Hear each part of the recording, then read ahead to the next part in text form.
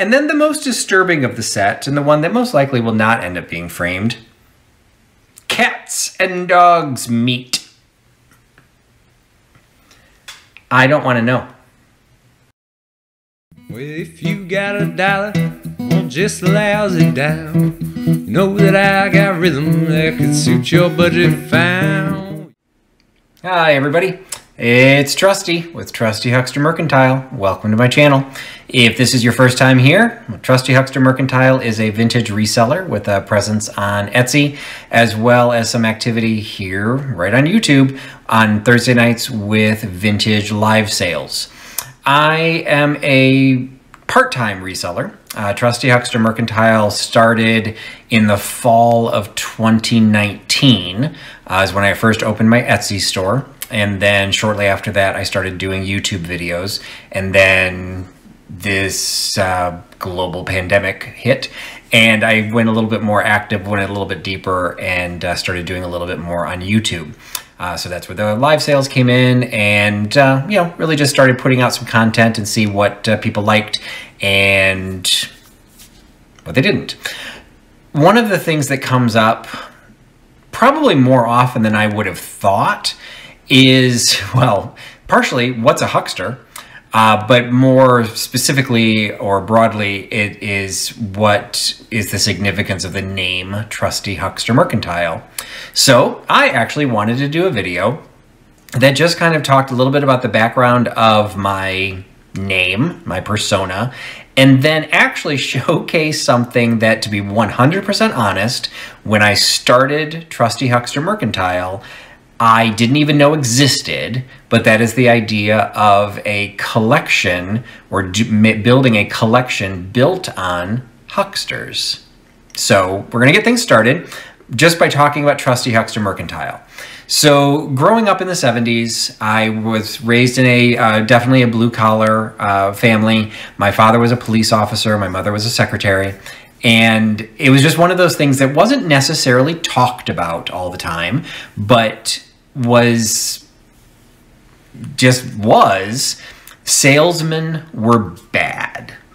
You know, the idea of a used car salesman was just something that was very prevalent, that all salesmen were lumped into the group of a used car salesman. I remember I had an uncle who was in sales. He sold Old Crow, and I barely understood what he did because the family didn't like to talk about it, because they thought what he did was dirty. Now, I don't know if that was a combination because he also sold alcohol. I don't know. Not that my family were teetotalers, that's for sure. But the fact was, salesmen were just, they had kind of a bad name. And growing up in the 70s, that was the era of Green Acres. And one of the most prevalent salesmen slash hucksters was on Green Acres. So somewhere along the line, I picked up the idea or the word of huckster. So like from my childhood. So this is just something that I had always known. Now, well into my adulthood, recognized not everyone had that same exposure. So a lot of people did not know what a huckster was.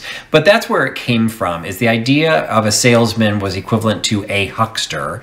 And I kind of grew up thinking that I would never want to be sales because that's a bad thing. And then fresh out of college, my first job, I got a degree in chemistry. My first job was at a chemical manufacturing company. I didn't enjoy it, and I was trying to figure out, where to go from there. And I had the opportunity of moving into product management and then into sales. And I remember I didn't want to do it. I didn't want to go into sales because sales was bad. Why would you want to be a salesman? But it turned out I was really good at it. And so from a very early on, probably not quite at that point because email wasn't quite a thing, might have had an AOL account, but fairly early on when I created my first personal email account, I actually incorporated the word huckster and Trusty Huckster into my email address, because I recognized that I was the equivalent to a huckster, at least in my family's eyes. I was equivalent to a huckster, but I was trusty. And I felt important about that. Some people have said it's also because I'm a Libra. I'm very big into balance and very big into, if I can't win in a sale if you lose. That to me is not what a true salesperson should be doing. Now, not everyone believes that. You know, you watch shows like, Glengarry Glen Ross, they really put that idea of the salesman is bad all over again.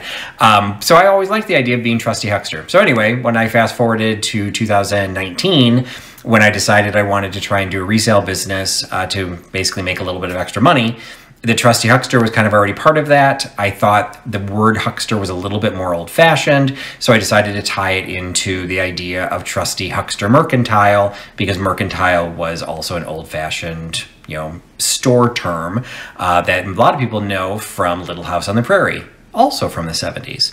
But what I discovered is a lot of people do not know how to spell Trusty.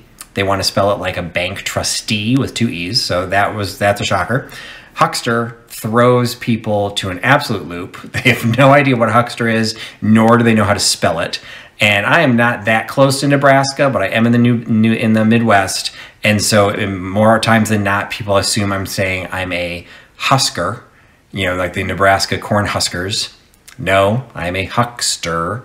And then Mercantile also throws people absolutely for a loop, but it's just a fancy word for an old-fashioned, general store. So anyway, Trusty Huckster Mercantile was born, and I was told by some fairly important individuals in the reselling community to change my company name. They said people are not going to know what it is, they're not going to know how to spell it, they're not going to be able to find you on Etsy or on YouTube, and I said no.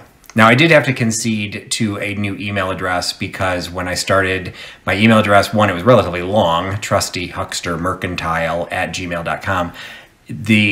People literally could not spell it. And I think after one weekend of trying to do some promotion, 5 people tried to reach me in one weekend, and 5 people could not reach me because they spelled something wrong in that word, either Trusty, Huckster, or Mercantile. So thmvintage@gmail.com took its place. I still have the original, and I still use that as my primary one, but I've simplified it for, simplicity. So anyway, that's the background of Trusty Huckster Mercantile. So that part's short. That part's, well, because I'm a talker, it wasn't that short, but that is the background to Trusty Huckster Mercantile. Now, like I said, that kind of all created the idea of the huckster, the idea of being a trusty huckster, and then creating Mercantile. That all came first.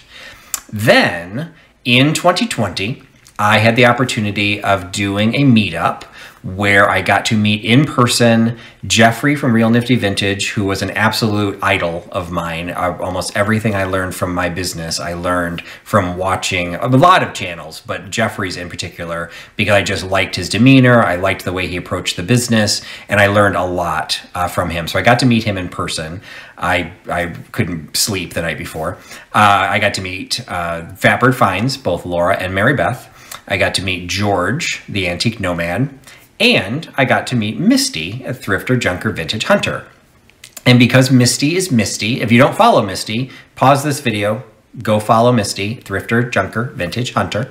It's very much worth it. She's been a great support of mine, helping me build up my channel, helping me organize my live sales, all of that. And when she met, I think she'd met Jeffrey before, but I'm not sure she'd actually met George or Laura or Mary Beth before, and she definitely had not met me. She came bearing gifts. And so my Huckster collection is all Misty's fault. She came bearing a book that I had never heard of. It is actually called The Hucksters, a new novel by Frederick Wakeman, author of Shore Leave, which I don't think carries much significance nowadays. The Hucksters. The shocking part of Frederick Wakeman's second novel is the fact that this gorgeous satire of the radio advertising soap business is actually not a satire at all. It just sounds that way. Okay, there is nothing in that description that makes me want to actually read this novel, so I really question the copywriter. But regardless, it was made into a movie with Clark Gable. I found that out.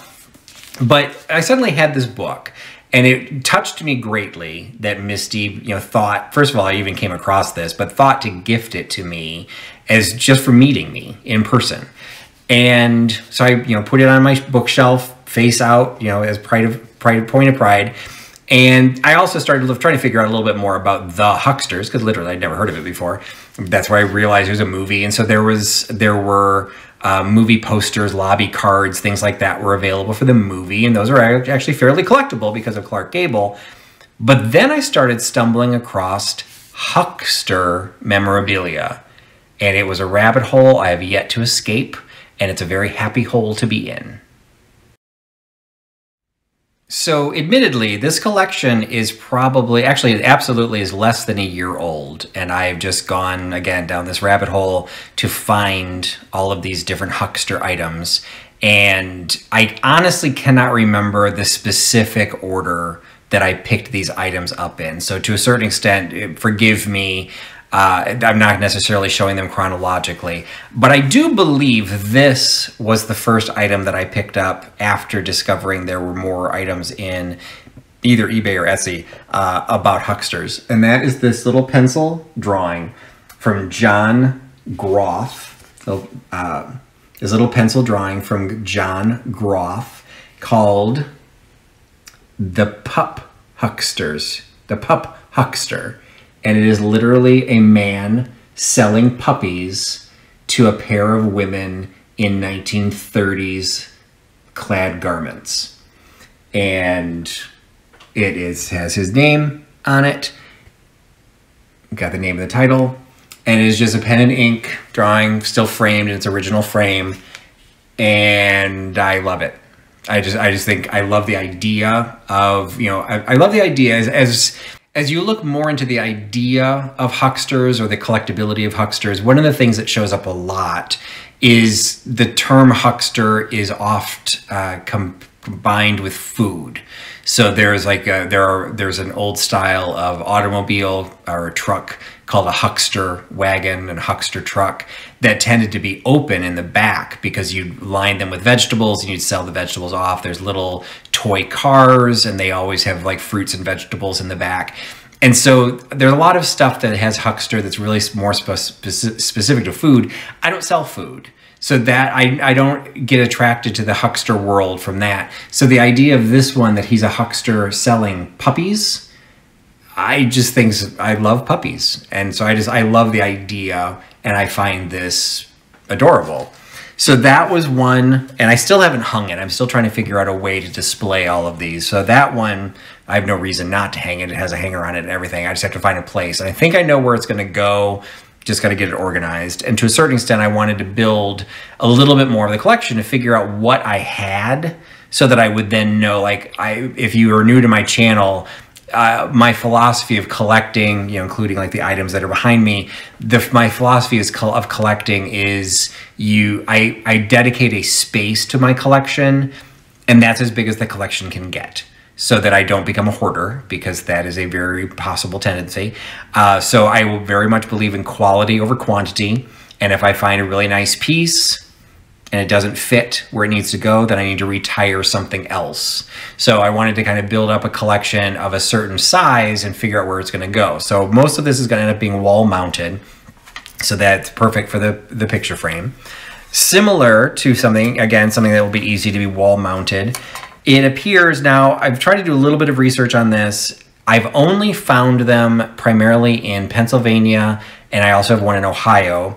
But if you were a traveling salesman, a peddler, or involved in some sort of quote-unquote Huckster activity, you literally needed to get a Huckster license. So this is a Huckster license from Allentown, Pennsylvania from 1956.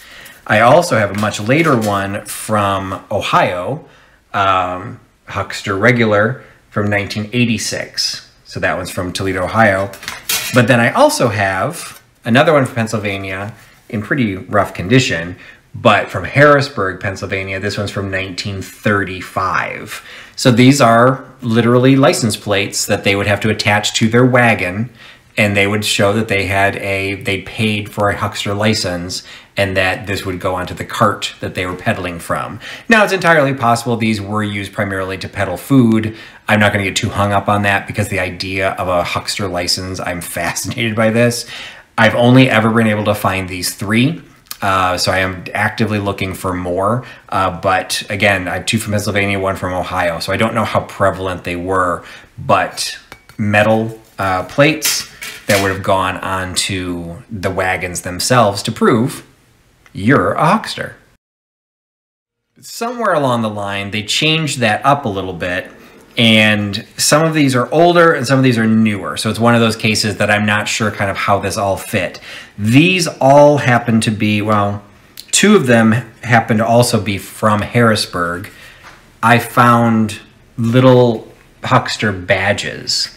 So this is from 1938. Apologize, there's a little bit of a glare, but I've got these cool things I got from Amazon. They're little expandable plastic frames. So it takes things that are 3-dimensional like that, and you just squeeze it into the frame and you can display it. So this one is the 1938 Huckster license. So this one, because there's the little pin back on it, I'm assuming they must have had to actually wear it on their jacket or their, you know, somehow on their person. So that one is from 1938. This one's even older. This one's from 1924. So that's a octagon shaped. The other one was an oval. And then this one, it does have a year. This one's from 1945, it looks like. 45 or 95. From the age, I think it's 45. Also from Harrisburg. Was it Harrisburg? No, this one didn't say. So this one just says Huckster 3 expires December 31st, 1945. So I'm not sure where this one came from. I want to say I bought it in Pennsylvania, but that one doesn't specifically say Pennsylvania. So these, again, I've tried to get every one of these that comes available. They don't come available very often, and I've yet to find these in the wild. The only time I found these are through eBay or through Etsy. You know, they're somewhat of a specialty item. They're not cheap, but they're not super expensive either, because it's really like who's collecting them. But so these are the badges. Now, similar to that, I've kind of got into my first world of coinage, because I also stumbled across these. I'm not going to say they came out like super often.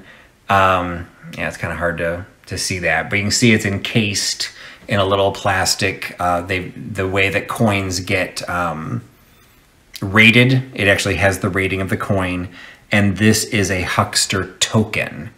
It is from the Civil War, so it's the oldest piece that I have in my collection that's connected to the huckster lifestyle. But I've unfortunately not been able to figure out what it's for. It says Colonel Plum Huckster Market. So I just don't know what it's for. I'm assuming you turned it in for something, but I don't know. This is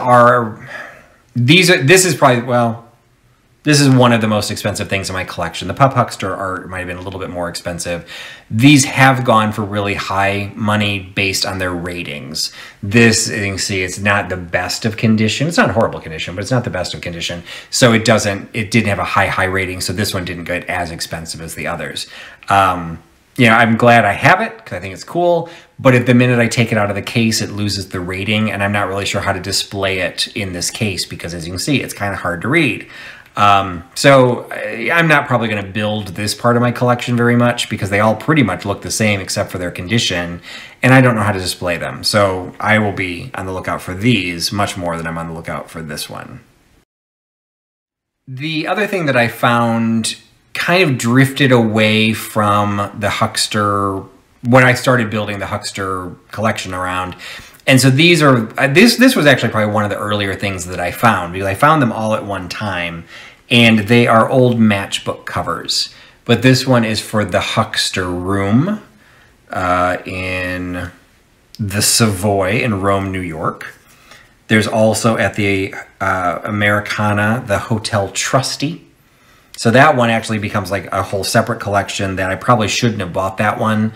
But at the time, I wasn't aware I was going to be able to find all this Huckster stuff. So yeah, that was the green one. I got the yellow one from the Hotel Trusty. I also have from Milwaukee, Oregon, Trusty's Restaurant. And then another Americana, this one in pink, is also the Hotel Trusty, and another Hotel Trusty in white. So I have a whole color collection of the Hotel Trusty, but nothing Huckster. So I show them because I kind of picked them up at the same time as the Huckster, which one was it? The Huckster restaurant, the Huckster room. But this may be the only one that goes into the collection because technically Hotel Trusty, not really tied to Hucksterism, but this was kind of a fun find too. In my effort to find additional Huckster, well, Huckster or anything, but specifically Huckster licenses, I've got the 3 badges and the 3 license plates, the metal license plates. I actually stumbled across this one too. So this is a paper application for a license. And it says right on there, this was May 1st, 1926. Name of applicant, Leonard G. Moore. Nature of business or profession, Huckster. Gotta love Leonard.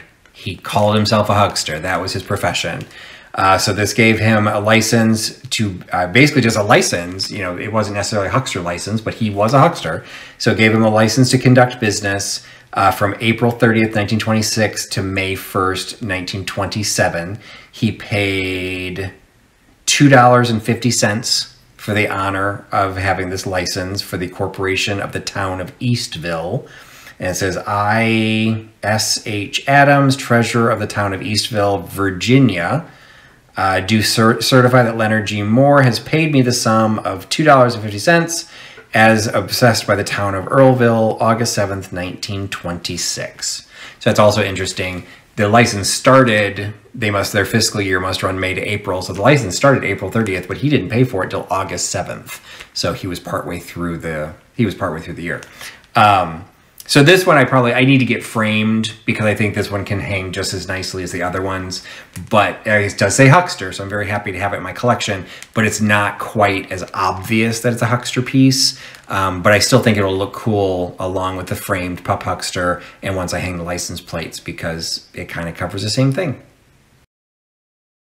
All right. The last item I'm going to show in my collection is actually a set, and I do know it is the most recent addition to my collection.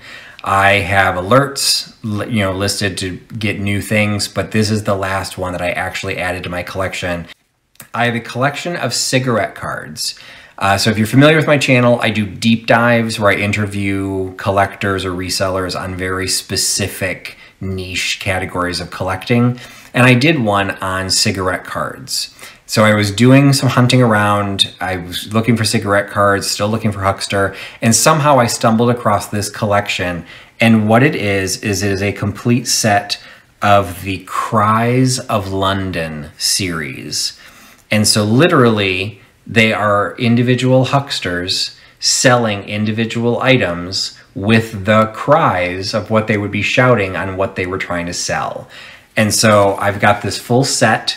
Some of them I like better than others, so I'm not sure if I'm going to frame all of them, but some of them are absolutely gorgeous and will definitely go up on the wall. So even though in this particular case they don't say the word huckster, that's what they are. Like, that's what they're doing. And so what I'll probably do is there's some that are selling food. Those are the ones that I'm not as fond of, but some of the art's really nice. But I'll probably at least frame all of the ones that are not selling food. So this one is Dust Ho. So he must be a chimney sweep, I guess, or a duster. And then we've got strawberries, scarlet strawberries. This one happens to be a female huckster. And then we've got, so the duster must just be a duster because this one is Sweep Soot Ho. So you've got the chimney sweep hauling his tools. This one is Bellows to Mend. So you've got door to door fixing the fireplace bellows. This is a lady, a new love song, only halfpenny a piece. So you get to buy some music, buy some lovely love songs. We've got baking. This is a kind of a bad cry. Baking or boiling apples. That's boring. So she probably doesn't do very well because her cry isn't very interesting. And let's see. Hot spice ginger. No, hot spice gingerbread, smoking hot. So you got some gingerbread sellers. Turnips and carrots, ho. Gotta throw a ho at the end.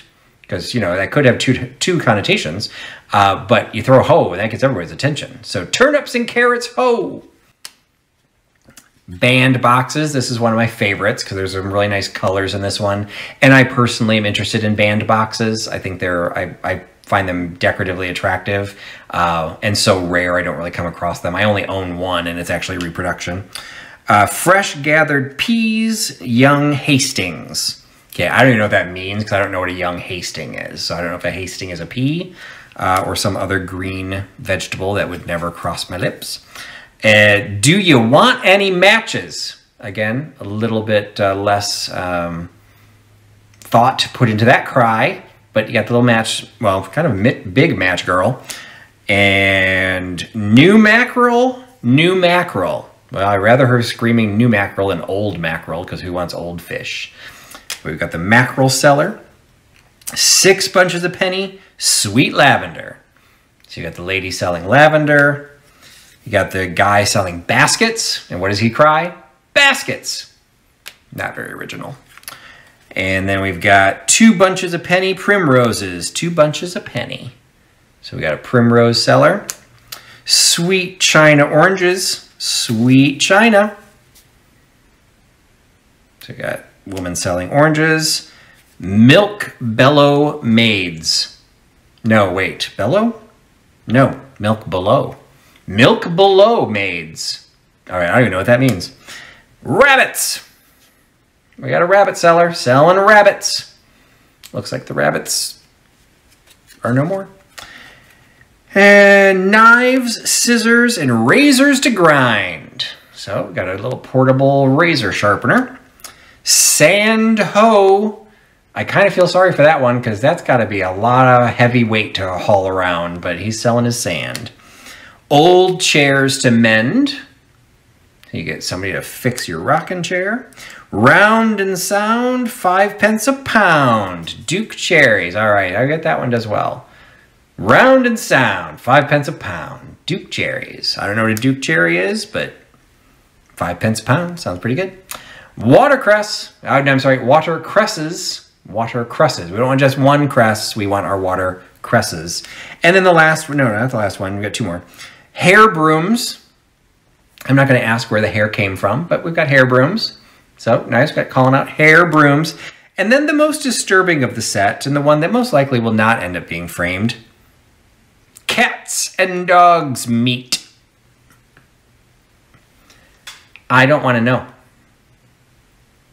But it is the full set. So, and I actually did a little bit of research after I got these. Evidently, the Cries of London is like a thing. They're prints. They've been put onto canister sets. They've been done in framed prints. I think Katie from Vintage and Vinyl, when she did her bunker tour, she actually has a couple of these. So I guess they were made as a set. Now, I don't know if there's more than the 25. Like, so 25 got put into the cigarette cards, and these would have been printed around World War I, because these are John Player and Sons tobacco cards. So, you know, there's definitely some history in these, in the art, and then what they're showing is also obviously even in World War I, I'm not sure you had people screaming about hair brooms in the street. So I think that these are old, you know, these are showing an earlier time. But I don't know where the original art came from or what the original art was used for. So that might become like a little side rabbit hole I go down just to kind of figure that part out. But these are really small. They'll be easily framed. I've got a frame that actually is glass in both the front and the back. So I can put these up and then I'll be able to, I can take it off. People can read the cards on the back. So I'm really excited because cards all do have something on the back. I was super excited to get these. And like I said, it is the most recent item that I received in my Huckster collection. I hope it is not the last, but I've had these a couple of months now. I just don't come across it very often. But these will definitely be added to my collection. Or they're already in my collection.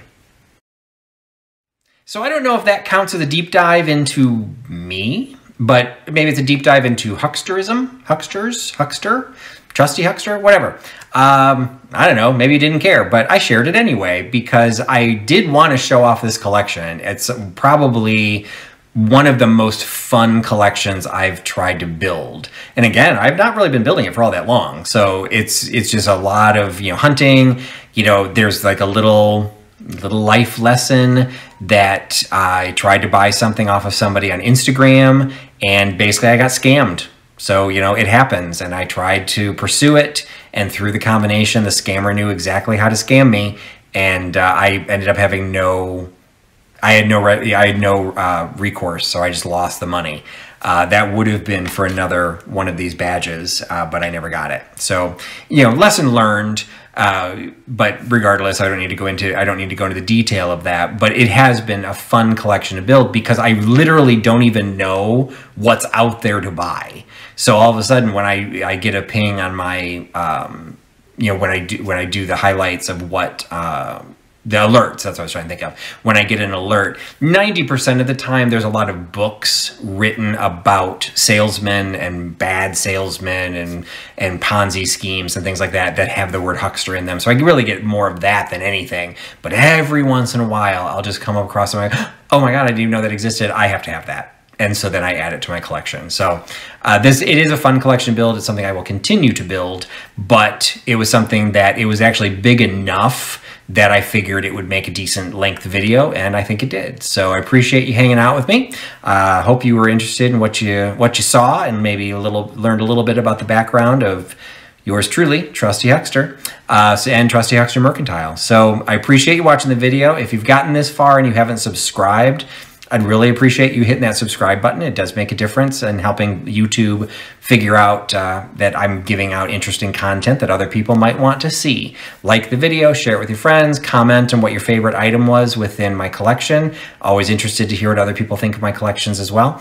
And but most importantly, thank you for giving me your time, and thank you for putting your trust in Trusty Huckster. Hope to talk to you again soon. Bye-bye. Well, show me a sign if you're wishing me to stay. Otherwise, I say goodbye, finish out the day. And that sunrise in the morning and you got nothing to say. Oh, that's when I'll be headed on my way.